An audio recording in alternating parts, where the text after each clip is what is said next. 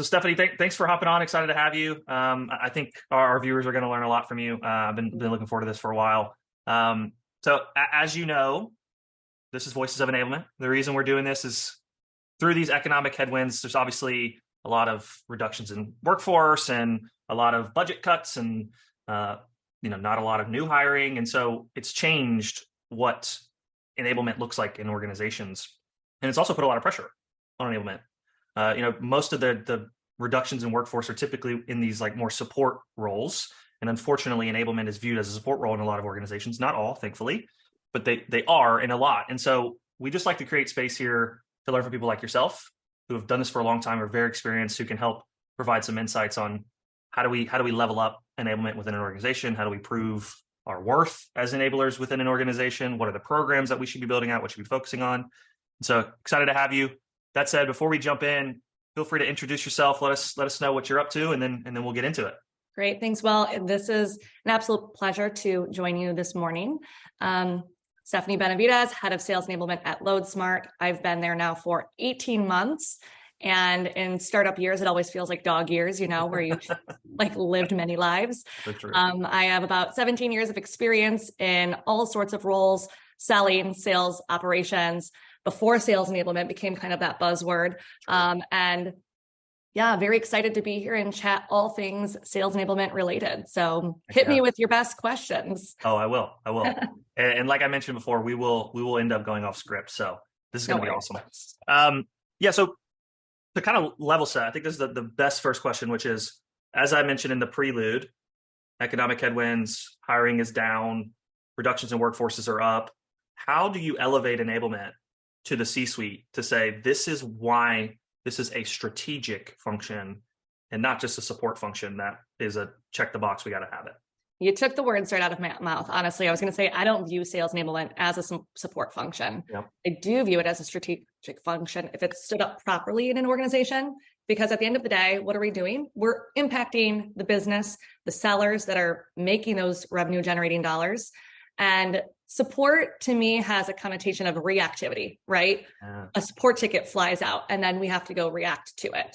When you're stood up in a way where you're dictating what the business needs, and typically it should be done in a way where you're aligned at the table with C-suite to say, what are our North Stars? What are our KPIs that we're really trying to impact this H1, H2, Q1, Q2, whatever you want to say? What are the goals? Are we trying to roll out a new product? Are we really trying to stand that up? Are we trying to bring in more stickiness to organizations and cross-sell? Can we track that? And then how do you contribute to those efforts? Are you putting on roundtables to better create collaboration between different teams so that they can cross-sell? And then what are you reporting on and providing insights? Are you providing some of those triggered levers that you've been impacting? I think insights are everything.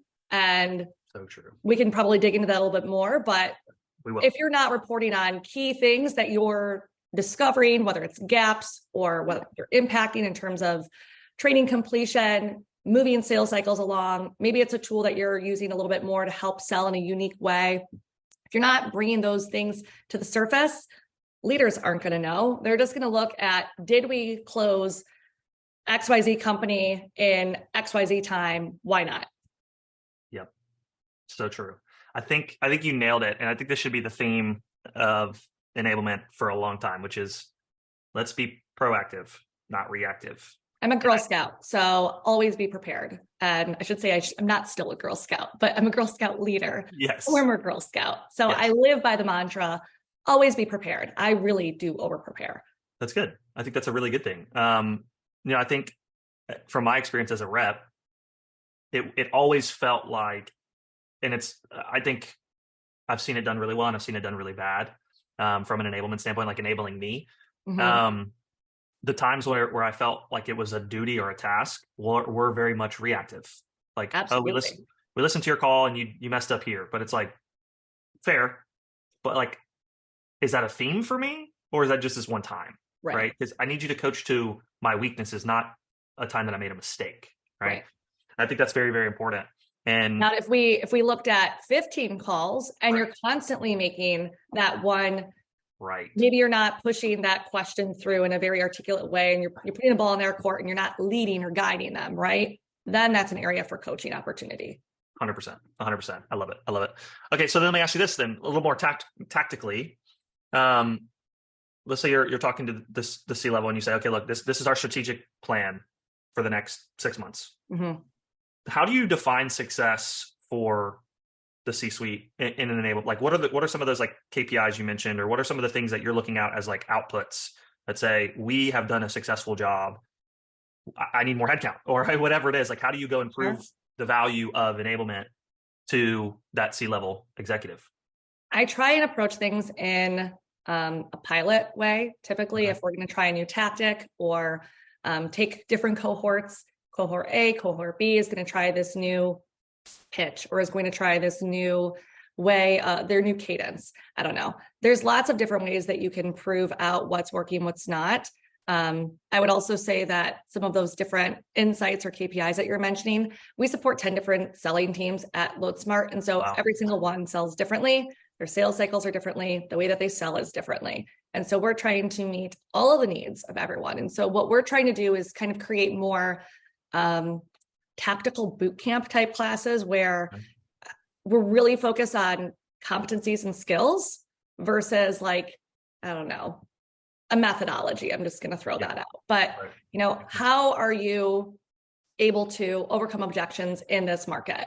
Let's go through some coaching, you know, roundtables. I like to bring in some of our high performing reps to engage their expertise too, to help then also leverage what I don't call them green sellers, but our newer sellers. Sure. And, you know, it starts to build a good relationship between the two teams or the two cohorts of people. Yeah. Trying to think of some of the other ways that we've done, but yeah, there's a lot of different ways. I mentioned the skills and competencies. I mentioned that's what we're really kind of trying to double down on right now, because if you can sell in any market, you can be successful. And I think some of the rumblings I hear on the floor are, gosh, it's really hard. And like, well, you were selling in a high market when people were just had money to throw around. Yeah. And this kind of a market really just helps to provide those teachable moments for grit, resilience, perseverance. It's not easy. And so we actually put on a boot camp called, what was it? Selling in a down market, trying to keep a positive mindset.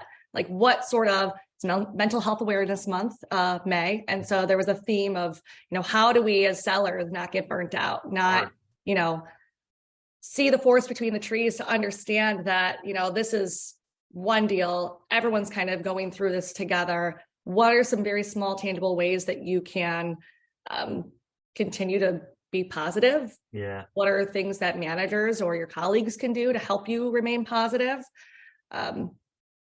I think a lot of people kind of have this mindset of working like you don't know where your next meal is coming from, kind of that old adage of, you know, we're kind of there right now because pipelines are, I don't want to say lean, but it's tough to build them right now. It's tough to advance things right now.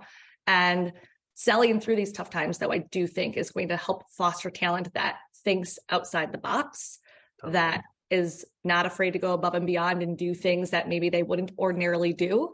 But the same stuff that worked a year ago doesn't work today. Completely agree. That's actually a perfect segue. What I was thinking about as you were talking about this, because of the changing of consumption in sales, people are not buying nearly as much as they were. It's also led to companies go, okay, we're not going to hire nearly as many sales reps as we've had or as we planned on having. And so that, I'm sure that leaves you with a different responsibility than maybe you were expecting a year ago or that you had a year ago, right? And so how does that change your enablement focus, right? I'm sure not that your only focus before was onboarding new reps, obviously not. Right. But like that was probably a big portion of it. Absolutely. Yep. Now that's probably not the case, right? Now it's like you're not seeing new reps come in, really. It's mostly old reps out, nobody new's coming in. So how does that change your focus? Yeah, we haven't had a hiring class, I believe, since December. So we've definitely halted any new hiring. And what I think most companies have made the mistake of is not retaining their sales enablement or training teams. Mm-hmm. But that's when you should double down, is retraining and training the talent that you have so that they are as precise and productive and efficient as they can possibly be.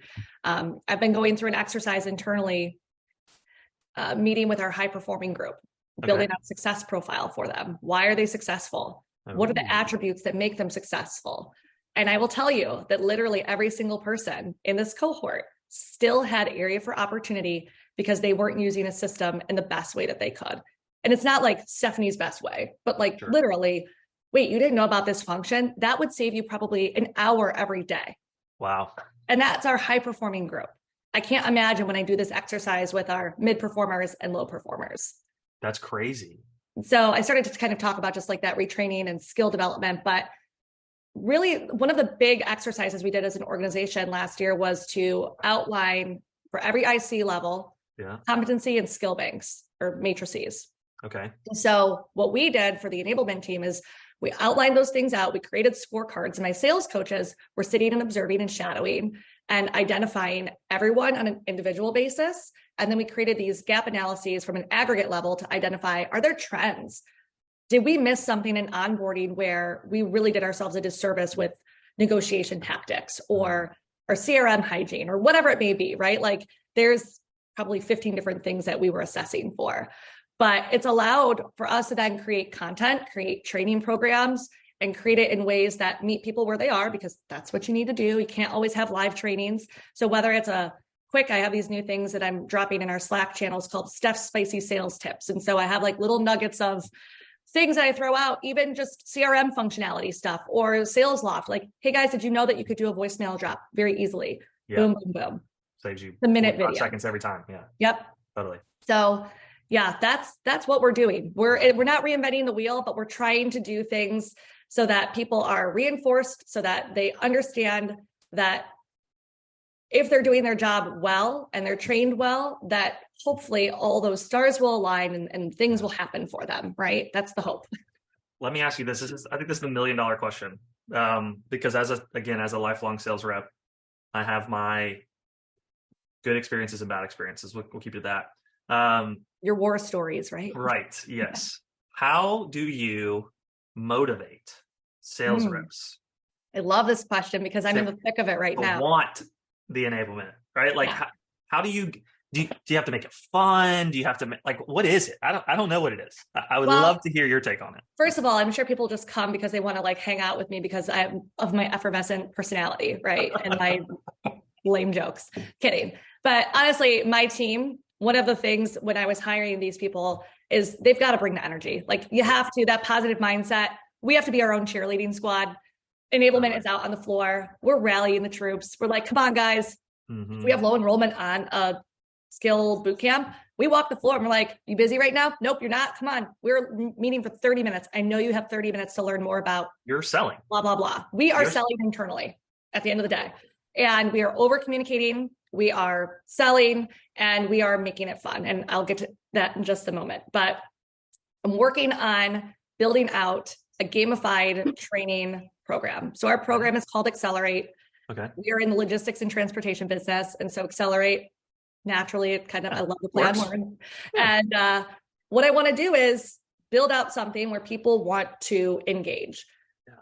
If you think about different jobs out there that require a certification or continuing education credits, you have to have so many hours of XYZ to be able to fulfill your credits for the year. Yep. I am trying to build something like that internally where there will be a required component. And I know some of my sales enablement professionals out there are probably cringing at me saying that, but I'm going to make it to a point where I feel like you only have to engage in 2 required skill or competency trainings, half of the year or a quarter. And then everything else is gravy. And it's going to be a carrot where you get points and can go redeem them in like our mall. Or if you want Accelerate swag and you're walking around boasting that you're the leaderboard, like there's a little bit of psychology around this, right? It's behavioral science. Nobody wakes up ripping and roaring, ready to like learn. Nobody is like, I can't wait to learn from Stephanie today. Yeah. No. I mean, sometimes we are literally walking the floor telling people, you're coming. I don't care. It's 3:00. There's nothing going on. Your day is really kind of shoring up. Let's go. Yeah. I love that. It's funny. I was a former educator. That's what I was trained formally in college to do. Taught high school. It was terrible. Hated it. I'm sure those high schoolers were really, really kind and gracious individuals. Super. I was, 23-year-old kid myself trying to teach AP economics in college. It was a nightmare. But what I learned is that you can't force training, or in that case, education, onto somebody. Right. But what you can do is try to put it in a way that they want it, right? It's like, if I present it to you in a couple different ways, a couple different formats, maybe one of those formats really resonates with you. And because it resonates with you, you lean in. And I think for what you're kind of describing is, look, we have a couple different ways that we are providing this coaching, or the option of coaching. And some people take to it and some people don't. And the ones that don't, we're going to grab them and we're going to make them come. And hopefully we present it in a way that they lean in a little bit and they learn something. I'm curious because from my experience, what I see a lot is the top reps.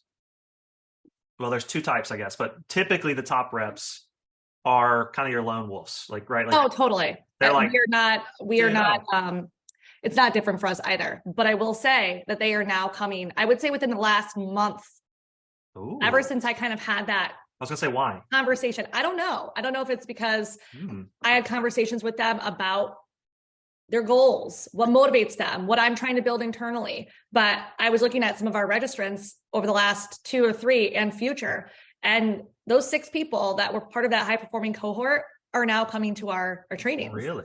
And so I don't know what magic.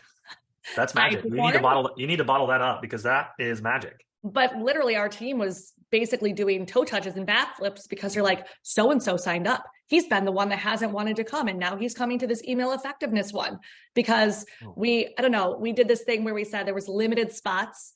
And so we were like selling the psychology of there's limited spots. We're going to be dissecting your emails and seeing what works and what doesn't. This is going to be a collaborative workshop. And so it filled up within 15 minutes.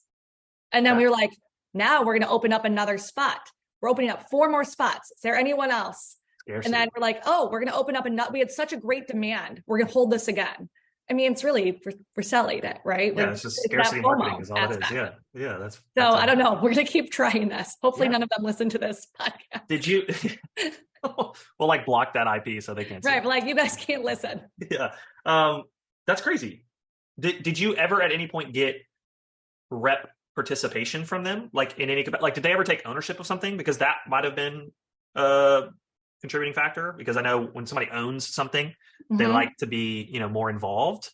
I think I mentioned that with having some of these high performers facilitate with us and own a component of the training, they definitely are much more intrigued in terms of what are we doing? How do I become part of this? Some of them have even said, I want to be on this team. I'm like, yes, in the future, but I still need you to sell right now. So, that's cool. There's definitely a vested interest across the organization now that I don't think existed until probably the last 4 months. And really? I don't know if it's because we're doubling down and trying to do things differently. You have to. Yeah. And look, I think we had to get really scrappy and creative and create the FOMO and create the pain and create the incentives and all of the things, but I'm not going to complain. It's working. And so if people are learning a thing or two, they can take it away and apply it to their day-to-day roles and are more successful, then that makes us successful. That makes the company successful. And that makes me excited. So yeah. God, I have a bazillion questions I want to ask you. I'm looking at the time. We got about 15 minutes. So I want to be very strategic about what I ask. Okay, let's talk about your team. Yes. Your enablement/training team. Give me a little bit of lay of the land, how the responsibilities are kind of divvied up.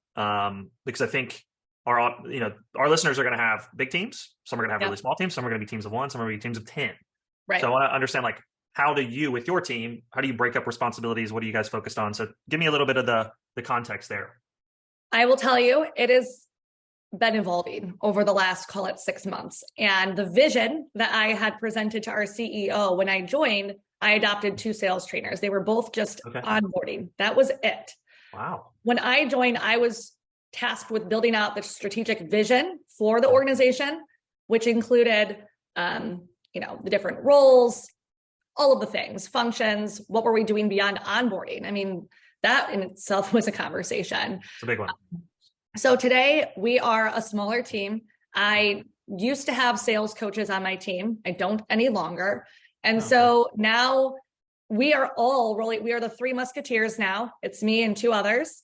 And we are in the trenches together. And so I am even stepping into more of a player sales coach type role where I'm going to be hitting the floor a little bit more and facilitating. I don't think the niche functions, we can really get by with doing that. We are onboarding people, not in the capacity that we were at one point. I mean, when I first joined, we were having like 40, 50 person classrooms, like, yeah. Wow. And they were monthly. It was insane. And so we felt like we could not even keep up with the cadence of onboarding and hiring for us to even think about everboarding and ongoing training. And so we were just kind of like this hamster wheel a little bit. Yeah. Today, now that we aren't doing these huge capacity headcount hires, we're strategically hiring enterprise level reps that are solution sellers that have X amount of years. We're still doing we're still working with them and influencing them and showing them how the tools are working, the pitches and the products, and all of that. Yeah. But it's not a giant, resource for us. Sales coaching, we've now asked the reps and the managers, look, we're willing to engage, but our sales coaches were literally doing daily, weekly check-ins with people. And so we just don't have the bandwidth to do that any longer. But we're still willing to engage, right? If needed. I would say these skill boot camps and those bigger training programs, we're still involved with product rollouts. And so that's a big component of what we're dealing with today and what we're responsible for. And that might change in 6 months. There might be such a big influx and volume of work, which there is, but we're willing to roll up our sleeves, grind, and do whatever necessary to make the business successful. And so at the end of the day, my team, and we've had very frank conversations about it, everyone's willing to do whatever necessary to get it done, whether it's building the content, getting on the floor, being silly and hitting the gong and telling people to come to the training room. We'll do it. Are most of your reps remote or in person? Great question. We do have our headquarters in Chicago, and we do have quite a large in-person representation. So we've got a lot of people in person, but we also have a lot of our enterprise reps and other reps strategically located around I was going to say not even the country, but the globe. We are a global organization. So yeah, we're meeting people in all different time zones. I was going to say, I bet that is a challenge in and of itself too. It is, but I think one of the things I identified very quickly was the need for a system that could provide on-demand learning, because everything was delivered live in person. And there were times that I remember seeing individuals on these calls for 8 hours. And I'm like, so-and-so, what time is it there? And they're like 2 a.m. Yeah. Crazy. Are you asleep? There's no way you're focused right now. No way. And so all I could think of, not just like me being in the onboarding, but like also thinking of, wow, what a terrible experience for that individual. Are they going to retain this information? Is there anywhere for them to go and find this if they need to, because they dozed off? I mean, truthfully. So an LMS was one of my first priorities and first things that I did within, I think, the first 45, 60 days of employment. It makes a ton of sense, especially if you were having, 40, 50 person classes. You had to have a really systematized way to get those people through onboarding. Absolutely. Quickly. You mentioned something interesting about building content for reps and then, doing coaching as well. And all, there's a bunch of hats you guys are wearing. I'm imagining do you report to CRO? I report into our Senior VP of RevOps and Customer Success, who rolls into our Chief Customer Officer. So you're really tight. This is where I was going to go. So you're really tight with RevOps. Yep. What about marketing? What about product marketing? So marketing actually just got moved under our CCO as well. So marketing now rolls in under the sales org, which is interesting. So as part of just the last 6 months, there's been reorg in terms of I was reporting to someone different. And I got moved around, and marketing has now come in, and product marketing is now part of that sales and marketing alignment. And so I do see much more opportunity for us to have very close collaboration. Not that there wasn't before, but I would say an even stronger relationship now that that is existing. Yeah, I was literally I was a guest on a podcast yesterday. I think it was yesterday, where the topic was sales and marketing alignment, like specifically go to market. Mm-hmm. How do those function? Obviously, product is a part of that as well. And what I said was, I don't see it a lot. Actually, I don't see it done well a lot. It's not that they don't try, but I just don't see it done well. I see, marketing, product marketing, kind of creating content and enablement, doing the kind of their own priorities, focused on onboarding and then kind of the training and coaching. And there isn't a ton of communication as much as maybe there should be. But that, I kind of like it. I know it's weird and different, but I kind of like it because when I think about your consumer, your customer is the reps, right? Right. We would all agree with that. Product marketing's customer is technically the reps as well, right? Because they're building the messaging that they're going to share. Right. So in my mind, it's okay. Let's make those two. Not that they need to be the same job, but let's make them very lockstep. Mm-hmm. But then I see why RevOps is so integral into the enablement, because they're providing you with the systems and the data and kind of the analysis of what's going on. So I'm curious for you. Where do you spend the majority of your time outside of your own team? Where are you spending a lot of your time collaborating? Is it a lot with marketing and product marketing? Is it a lot with RevOps? Like, give me a little bit of that, because I think that's the direction that this has to go, I think. It's a great question. I would say I spend a lot of time with product. Okay. Not so much with product marketing yet. We do, but I would say product is like one of our biggest relationships. RevOps, obviously. Yeah. Marketing, I think, again, will come into the fold a little bit more now, just given the structure of everything. But the stakeholders, I think that's a job in itself, right? Meeting with all the different teams, making sure that there's not siloed communication. We have a new chief of product as well. And so I see a lot of new influence coming into that whole go-to-market strategy. Yeah. Not that I love sharing this example, but there was a new product that we launched last July. Okay. And Sales Enablement was tapped on the shoulder 4 weeks before it was going to market. Crazy. And they were like, we heard that you do training for sales. We should probably talk. I'm like, you think? That's crazy. Yeah. So, I mean, we, again, banded together as a team. We worked very, very, we were working real tough to try and make sure that everything was aligned in terms of good assets, good training. Do I think that it was the best launch?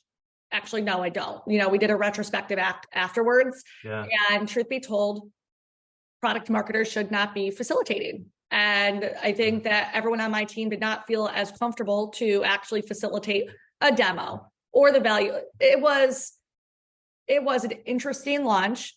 Yeah. But we had opportunity many months later to kind of do a relaunch in a much more concise way where we were in control, but everyone was kind of giving us the pieces that we needed to be successful. But I think at that point, they knew what sales enablement was. They knew kind of what we were responsible for doing in terms of influencing and selling the reps on how to sell the things. And that it's more than just getting in front of a room and showing feature function and showing a slide with a box that shows who else is selling something kind of like this. Yeah. So good. So good. Well, I got one more question for you. We're at time. So I want to wrap it up with this one. This has been so good. So good.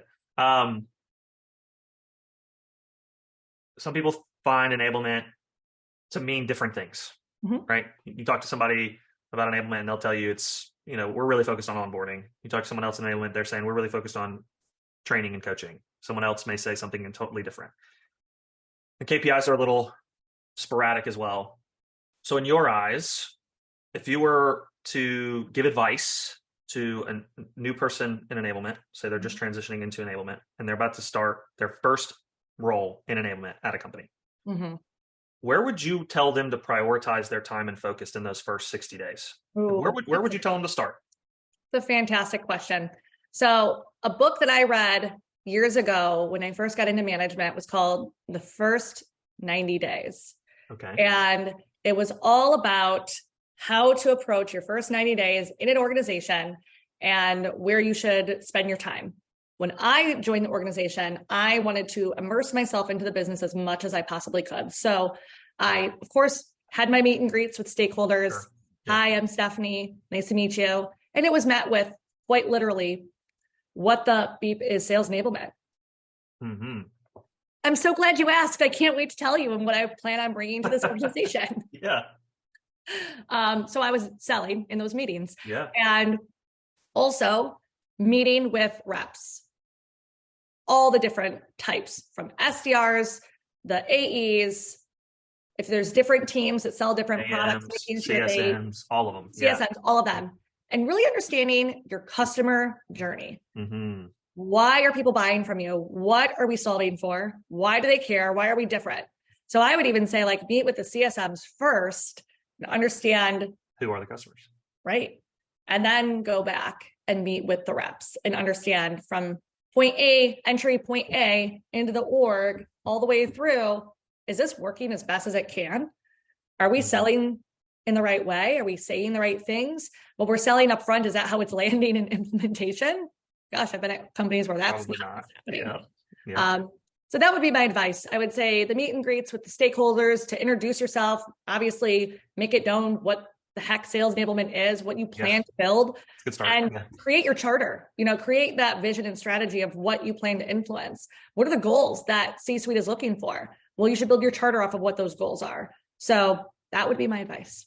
So good. So helpful. I really do think there's a lot of people stepping into those new enablement roles that need that advice. That's really, really good. Well, Stephanie, thanks again. We went just a few minutes over. I appreciate it so much. Totally fine. This is awesome. I've been talking to our team. I think we're going to host an event in Chicago at some point this year. So, well, I want to be there. Yes, deal. You got it. Well, thanks again, and we'll talk soon. I'm excited for everyone to check it out. Great. Thank you so much, Will. Bye, Stephanie. Bye.